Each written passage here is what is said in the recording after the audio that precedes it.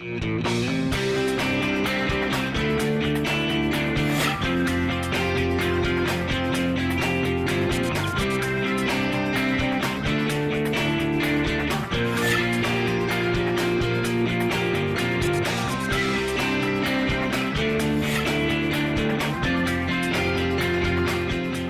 I'm Avery Davidson. Thank you for joining us for This Week in Louisiana Agriculture, the only TV show bringing Louisiana farmers and consumers together every week. My partner, Kristen Oaks-White, has the week off.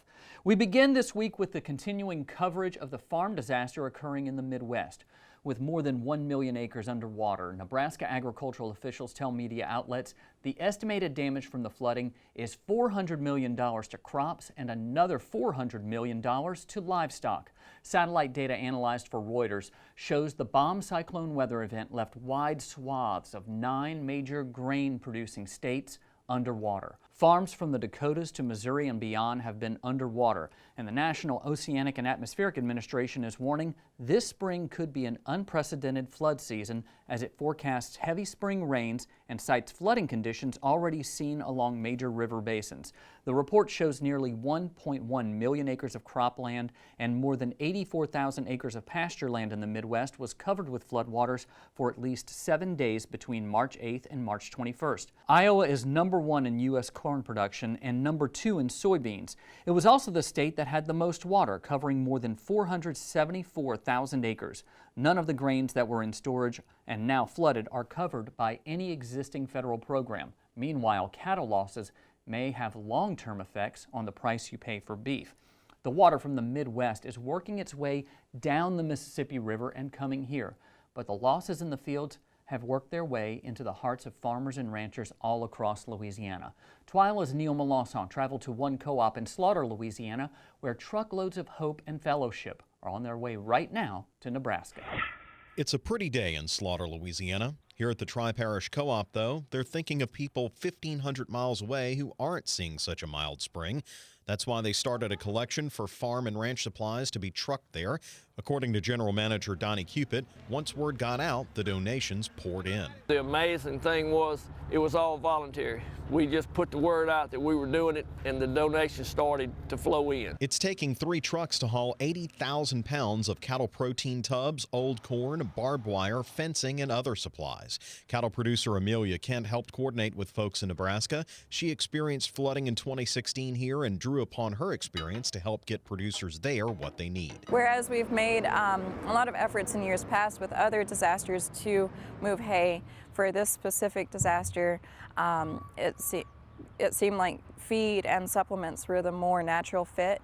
A lot of hay is already being moved from states that are nearer to Nebraska than we are. Word got out as far as Iberville Parish, where sugarcane grower Jennifer Mistretta said she wanted to do anything she could to help. Besides the economic impact, to me, it's more personal as to what it means to those farmers and ranchers, because this is what I grew up in. I grew up on a farm. My husband and I still farm. It's not just a living. It's not just out there making a living. It's a lifestyle, and more than that, it's our life. I mean, we're rooted in it. The effort took less than 2 days to get together, and a lot of the salespeople at the co-op worked to get it done.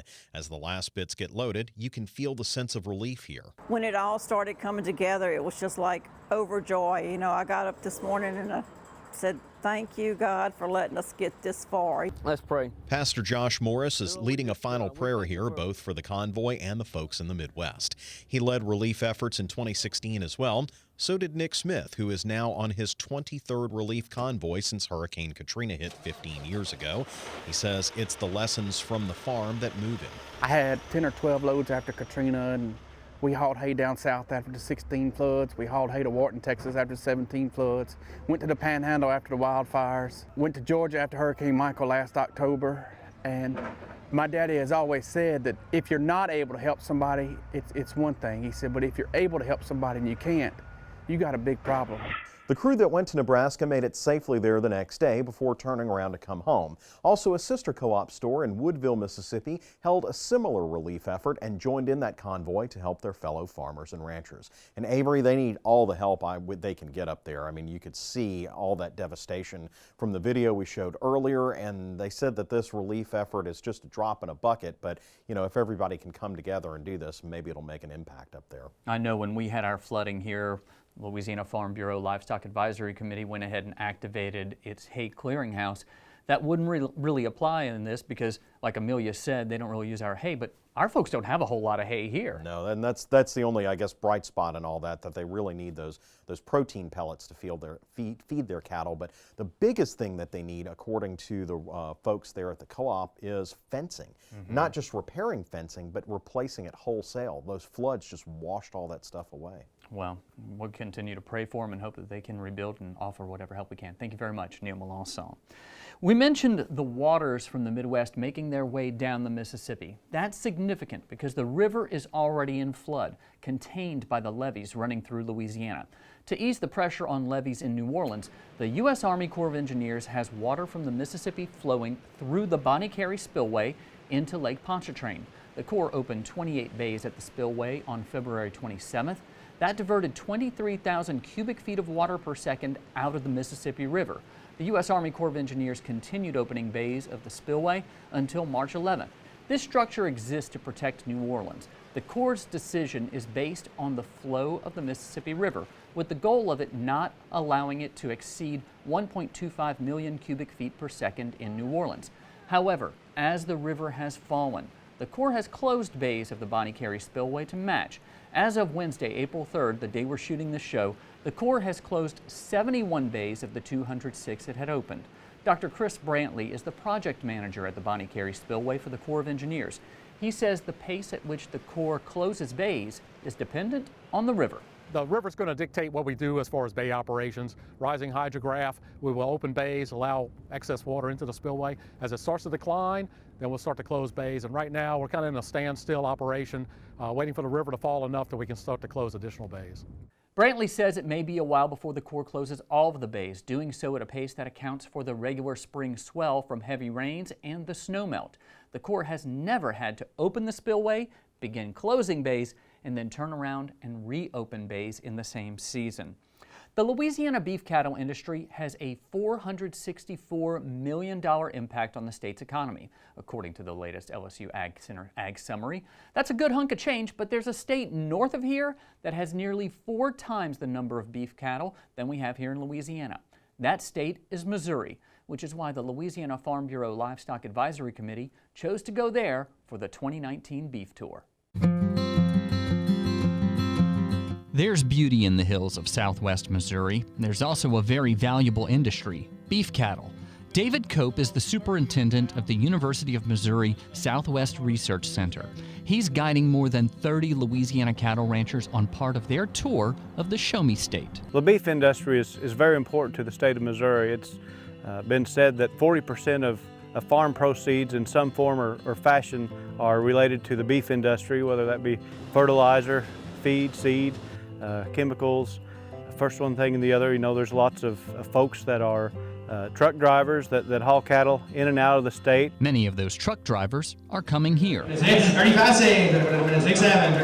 is the Joplin Regional Stockyards. More than 500,000 head of cattle are sold here. Owner Jackie Moore has his own ranch, J.K. Moore Ranch in Mount Vernon, Missouri. Moore buys 1,000 head of cattle every week, conditions them to go to the feed yards, and sells them.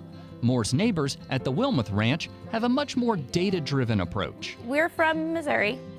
We are the Show Me State, so we had to prove this system to ourselves, and we did it with trial and error. Office Manager Kathy Wilmoth oversees the commercial herd and 200 head of registered Angus. Once we get that genomic profile, we use that along with looking at the dams records, the sires records. We look at that individual profile, and then we go on past that to look at that individual animal, of course, what we see in the field.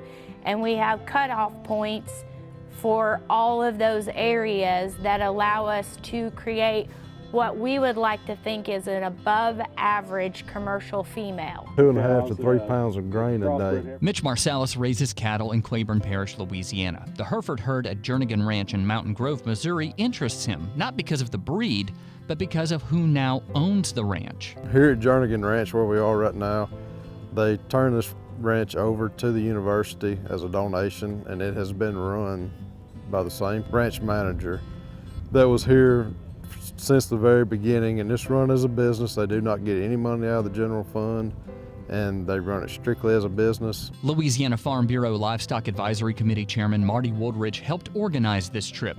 He hopes the women and men on the 2019 beef tour learned a thing or two. I want them to take back that extension and research is alive and well in the state of Missouri.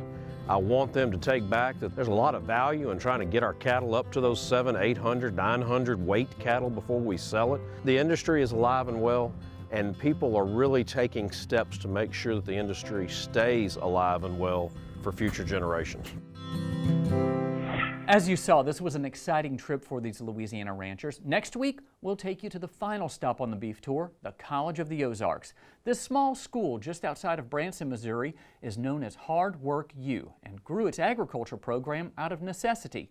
It's a really neat story and an impressive stop for the 2019 beef tour. Forestry students from across the Southeast headed to the Bayou State to camp out at the LSU Ag Center's Botanic Garden at Burton. They traveled to participate in the 62nd Southern Forestry Conclave. As Craig Gautreaux shows us, the event featured competitive forestry contests and a great chance to network with other students and prospective employers. Students from 14 Southern Forestry schools participated in competitive logging events, tested their technical skills, and networked with potential employers during the 62nd Southern Forestry Conclave. Nearly 200 students camped out for 3 days at the LSU Ag Center's Botanic Gardens at Burton to compete and to pass a good time. They have some fun doing it, they have some fun learning, and it's learning beyond the classroom and gives them a purpose for some of that learning that they do. The event has both a social and professional component, allowing students to mingle with their peers and graduate faculty. Forest industry representatives are in attendance, and for some students, the event serves as an informal job interview. They can network with each other, network with other advisors, show off a bunch of technical and physical skills related to forestry. So there is the brains and the bronze of this event. Students had the potential of learning important skills and making valuable contacts. They were encouraged to attend as many conclaves as possible. I would recommend any freshman forester going to conclave. You might have to step out of your comfort zone, but you need to start going because you start meeting people, you start making friends. And I wish I started when I was a freshman. The friendships you make here will definitely carry on later in life and into the workforce. So I think you're building some strong bonds. Cameron Carney was competing in the log burling contest. He believed quickness was the key to victory. Making the first move, so you want to be the one to make the log start moving first, and you kind of want to be in control of how it's moving, and that helps you be in control more of the situation. Next year's conclave will be in Knoxville, Tennessee. It is usually held in March to coincide with spring break. With the LSU Ag Center, this is Craig Gautreaux reporting. A total of 20 competitive events were held during the 3-day event. 8 of the events highlighted technical skills, while the rest were more physical, like the guy you saw scaling the tree with his bare feet. That just seems painful. The 2019 legislative session, speaking of painful, the 2019 legislative session will officially begin Monday, April 8th. As TWILA's Carl Wiggers explains, this session should be interesting to watch as it unfolds, thanks to a new farm bill, which could open the door to a new crop for Louisiana farmers. In just a few short days, this building will be buzzing with excitement as the 2019 legislative session begins. This year's session is a fiscal session, meaning the state's budget is on the table.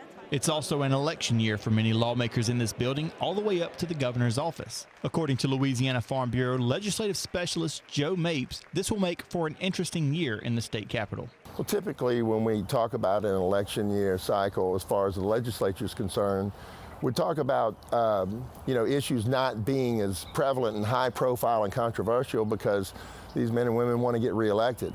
However, we've got some really high profile issues in this session that we're going to deal with. Clay Scheck-Snyder from District 81 chairs the House Agriculture Committee. He is one of those men up for re-election. Some legislators are going to have to worry about being voted back into their district and coming back and representing the state. They don't want to step on too many toes. So caution lightly on what the issues are that they need to support. And I don't think you'll see too many people hold back, though. I think you'll see a good many state reps that have another term to go that'll be back, and they'll push a few buttons. Commissioner of Agriculture and Forestry Dr. Mike Strain says that new taxes should not be a concern, but taxing farm inputs is still on his team's radar. One of the things we have to look at is some of the issues concerning the taxes on inputs by the non-farmer shareholder on farms, and that's one of the issues we're going to have to address. An example of this scenario is when a farmer and landlord, a shareholder who is separate and distinct from that farmer, share costs of farm inputs. That's similar to the issue of the commercial farmer's ID card. That's a law that requires farmers who earn income from agriculture to apply for, receive, and present a card when purchasing farm inputs to receive their tax exemption. According to Mapes, this is currently quite confusing for farmers, but it should be cleared up during this session. Along with the farmer's ID card, Mapes and Louisiana Farm Bureau will be watching closely bills concerning the right to repair, running waters, and land rights. And finally, the discussion of both medical marijuana and industrial hemp, which are two very distinct issues. Industrial hemp was designated an agricultural commodity in 2018 by the federal farm bill, and we want to support any legislation that would put that tool on our farmers' belt, another rotational crop that they could factor into their production. I think with our plan that we have with our bill, with Farm Bureau's help, with LSU and the commissioner's help, I think we have a plan that will be effective and it will be secure for the future to move our state forward. With all of these agricultural issues and the political dynamics in the Capitol, we will certainly be watching this session closely for you, keeping you up to date here on TWILA. However, if you want more Louisiana politics, especially as it relates to agriculture, head over to our website at twilatv.org and follow the link to sign up for our weekly grassroots government newsletter. There we'll have an update from Joe Mapes, who you just met, and others here at Louisiana Farm Bureau Federation, keeping you up to speed on what is happening or not happening each week during the session. And Avery, this is one of the things that we've started. We've done it over the history of Farm Bureau. We've kind of let people know what we're doing, and we've always been about representing our membership at the Capitol. But this grassroots government project has been really fun because it's exactly what Farm Bureau is about, and it's a huge benefit to our membership that we're highlighting every week, and we're saying, hey, this is what happened today. And that's one of the things that I ask Joe every day, what's going on today? And it's really fun to do. And it's great to have Joe's sort of background because, I mean, he grew up around the Capitol. His father, Bud Mapes, was one of the most prolific lobbyists there. And so for Joe to follow in those footsteps, I'm sure you love hearing the historical perspective on all that. I've learned so much over the last few years about, why this tax was put in place or where this tax went or how it got away or what this law is here for or why they do it this way. It's fascinating to me, and it's a lot to learn, but it's one of the really, we have a great teacher in Joe, and one of the things I really like about Joe is he's always there at the Capitol. He's always there representing Farm Bureau, and he always says at the end of his segments on grassroots government, if you're not at the table, you're on the menu. You're on the menu, and Joe Mapes does a great job of keeping us at the table, so it's nice. Well, you do a great job of keeping us informed. Thank you very much, Carl Wiggers. Still to come on TWILA, wabbit season, duck season? No, it's crawfish season, so we're going to check prices around the state just for you. But first, how far would one drive to keep crawfish in supply in Farmerville, Louisiana? Stay with us.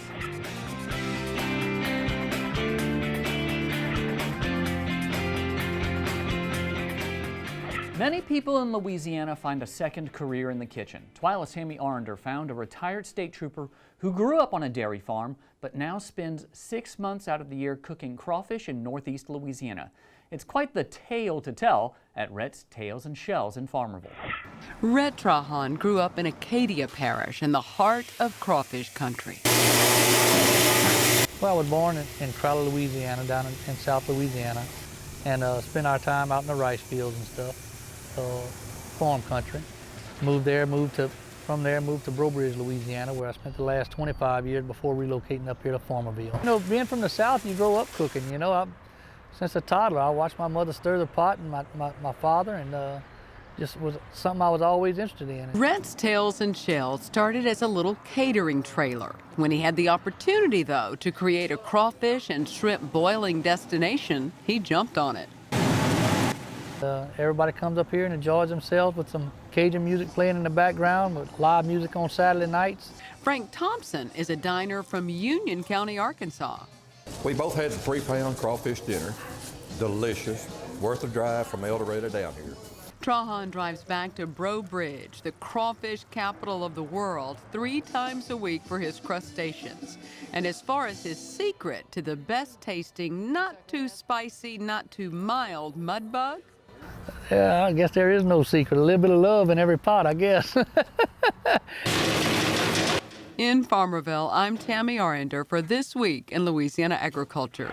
Rhett's Tails and Shells is open 6 days a week through May. To plan your trip up to the lake for some crawfish, head over to our website at twilatv.org.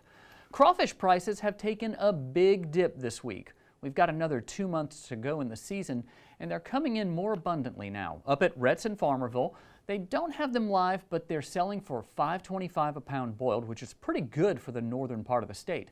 Taking a look around Louisiana, we see a huge drop in prices near New Orleans, where Westwego Seafood has them live for $1.99 a pound and boiled at less than $1 more, going for $2.95 per pound. You can find them for $2.50 a pound live at A Cajun Crawfish House, where boiled comes in at $4.99 per pound. Finally, Crawfish City in West Monroe is selling them for $2.99 a pound live and $5.69 a pound boiled. Of course, as we tell you each week, shop around for those crawfish, and where you can, buy them from a farmer. As the Louisiana Crawfish Promotion and Research Board always says, when you go to a restaurant, ask before you eat. Still to come on Twila, will it fit through the door? One rancher tests a leash policy at his local pet store. But first, the legacy of our friend Michael Danna lives on. Stay with us.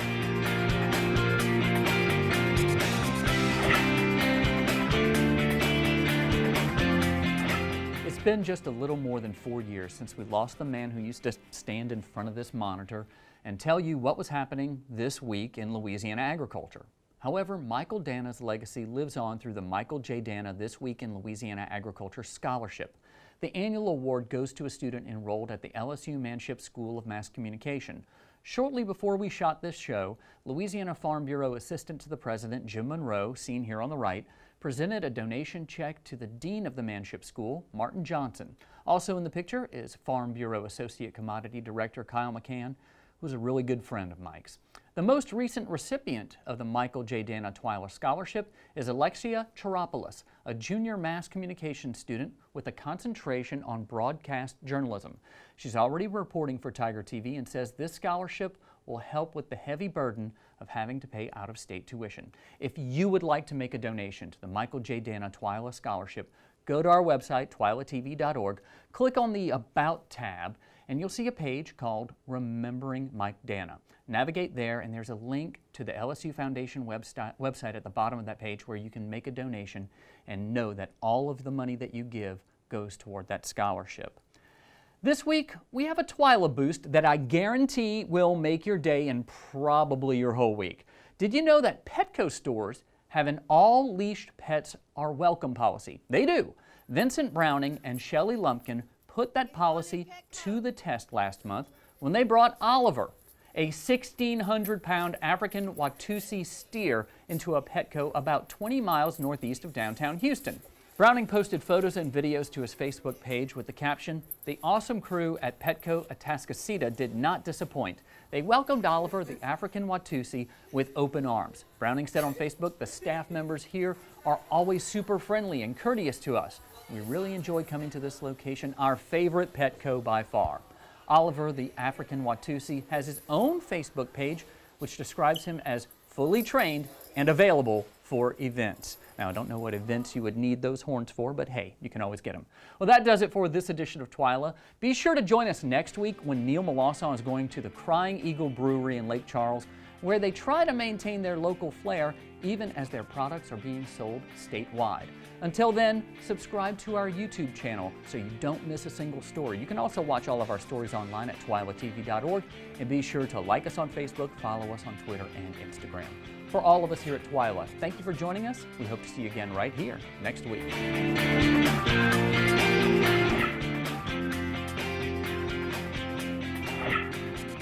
Hey guys, thanks for watching. If you enjoyed this video, please give it a like down below. That really helps us out. Also, please subscribe to our channel to stay up to date on all things Louisiana agriculture that we cover here at Twila. Also, check out this video right here, and we'll see you on to the next one. Thanks.